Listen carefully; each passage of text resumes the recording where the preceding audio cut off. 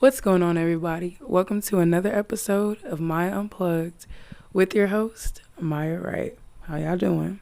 Guys, I'm not going to even sit here in front and act like I'm straight and I'm good, y'all. It's been a very taxing and difficult week thus far, and my energy is without a doubt drained. But I still wanted to put out an episode for you guys. Because I actually enjoy doing these podcast episodes. So I felt like it was still important to persevere whatever I was feeling and whatever I was going through. So I'm tired, but I'm here. So that's really all that matters right now. But yeah, I was about to get distracted, but please make sure you guys like, comment, and subscribe. If you're feeling my content, if you guys are on YouTube. And then also with Spotify, you guys can follow me on there, listen to me on there, on the go, cleaning up, the whole shebang, like whatever you want to do, you can do that. You can find me on Apple Music, TikTok, and also Instagram. I post clips on there.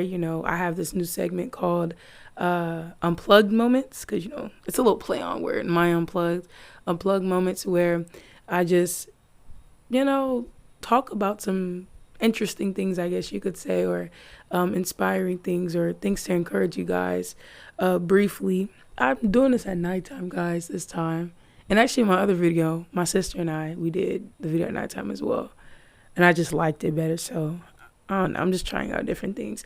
But I really hope you guys enjoyed that last video too on mental health, where I brought in my older sister and we talked about some good things to really just explain what we felt and what we knew about mental health and our experiences.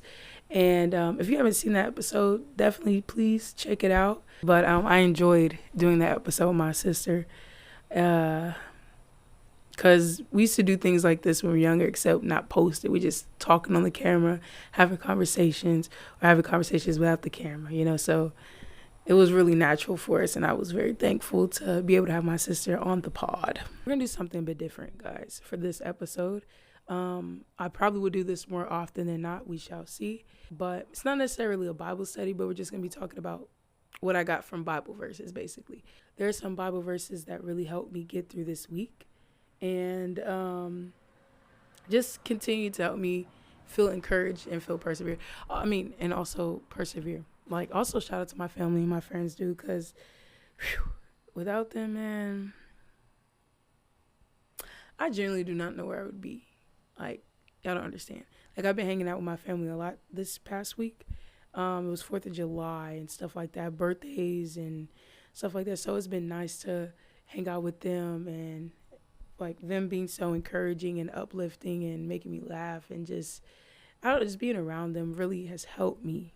And I'm thankful for them. I love you guys so much. I do love being around my family.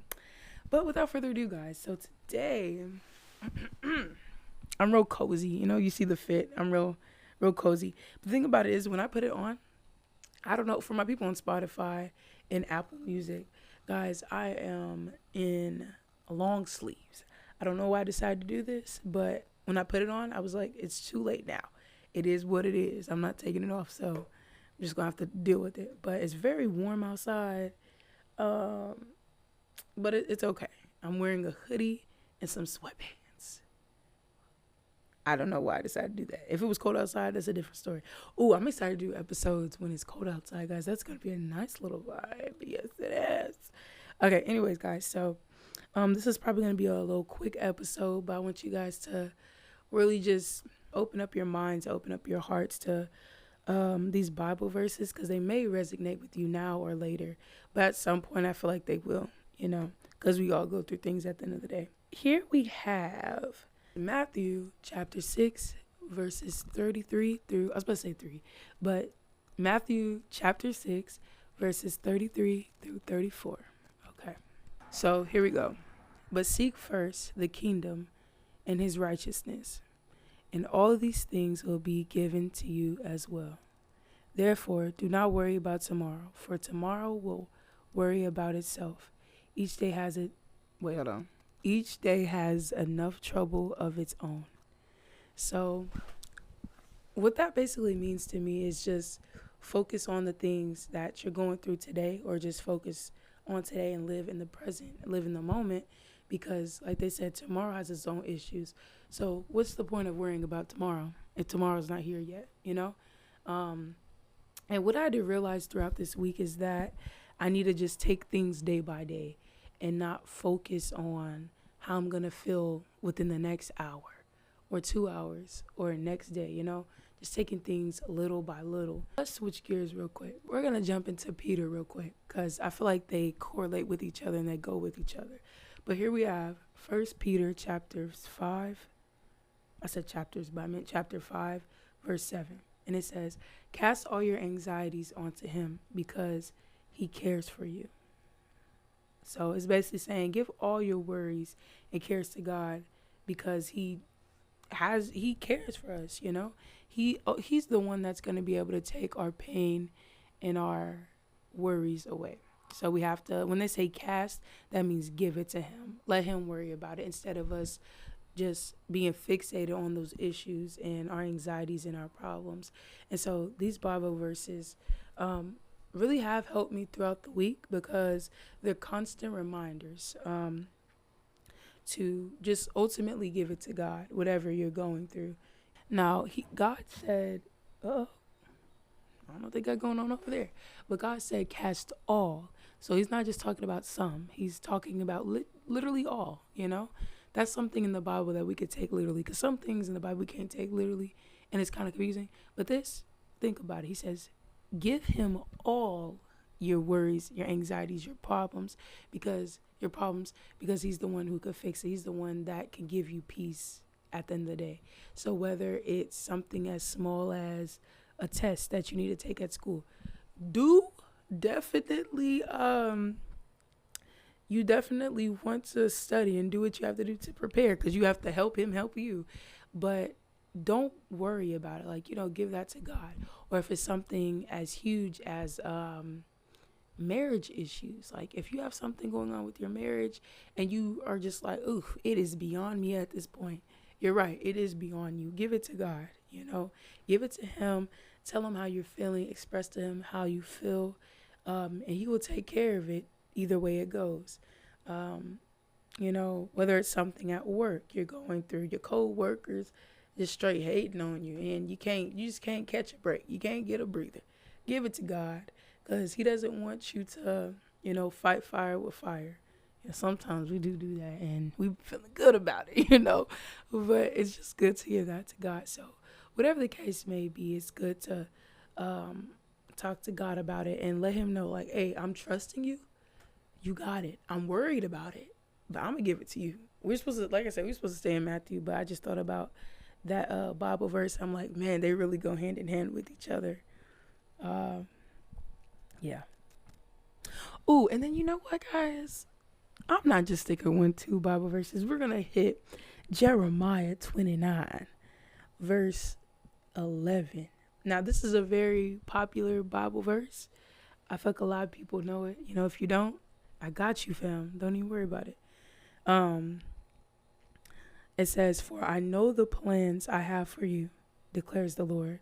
Plans to prosper you and not to harm you. Plans to give you hope and a future. We could take deep breaths after that. We could woosah. You could relax after that. For I know the plans I have for you.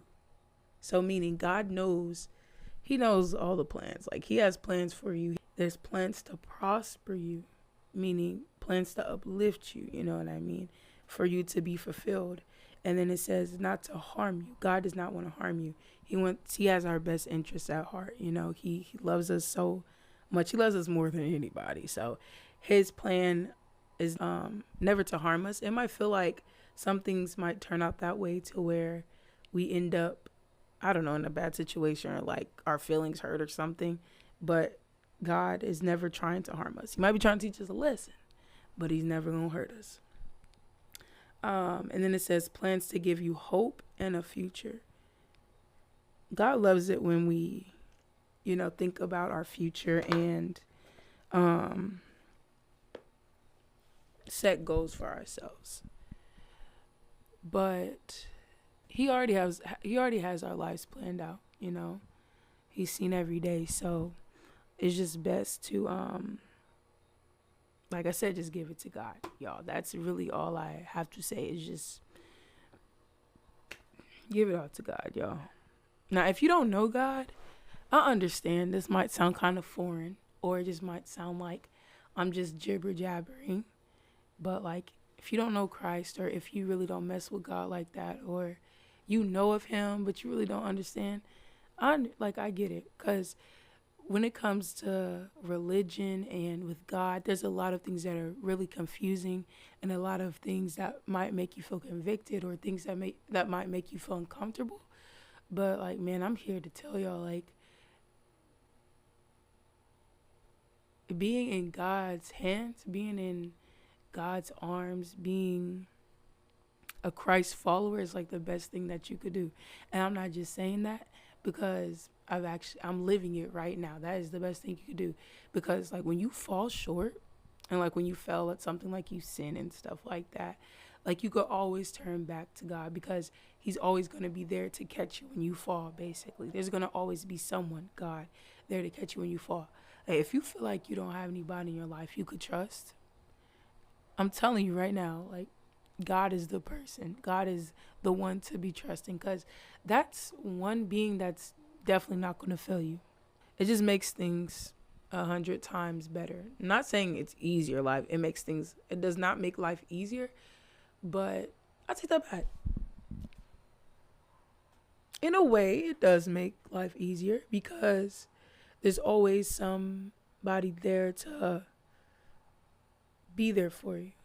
You could, like I said, you could always turn to God. But when you just rely on man, that's not gonna cut it. Because once they fail you, then what else do you have? You know what I mean? And not to say God is a second resort, because He should be our first priority and our first resort. But I'm just saying, like, He's the one and only big dog. Like, I'm trying to tell you now. With that being said, I know I just got done saying, if you don't know God, or if you don't particularly have a relationship with Him, I know I just got done saying that. But there is a point in time, there's been multiple times in my life where I not necessarily shied away from God, but I, what's a good word? I basically, I don't like saying this, but I've talked about this before. Basically put God on the back burner, and I took God for granted, because I'm like, He's going to always be there. So, like, I can just really do what I want, and like, I'm going to go to heaven because I believe, yada, yada. But I didn't realize it was deeper than that. And like I said, there on many occasions, like 2020, before that too, I was a youngin', and I thought, I knew what it meant to be a Christ follower, but I was just like, man, this is a lot of work. I was going to church, everything, not during 2020, of course, but like, yeah, man, it was just a lot of work. And I'm glad that I realized sooner than later that it is very important to have a strong relationship with God, and you can never really be too close. There's always room for improvement. There's always room to get closer to Him, and that's what He ultimately wants. And it just makes life better. It makes it easier to go through when you have somebody there for you 24/7. If you want to wake up in the middle of the night, not them cicadas. Hold up. Did y'all see that? Folks on YouTube, I know y'all saw that. That was not a cicada. That's a grasshopper. He's a paid actor. Anyways, that's my next guest, the little cicada. Grasshopper. Anyway, if you okay, you know how sometimes you wake up in the middle of the night and you're stressing, or you just genuinely just cannot sleep.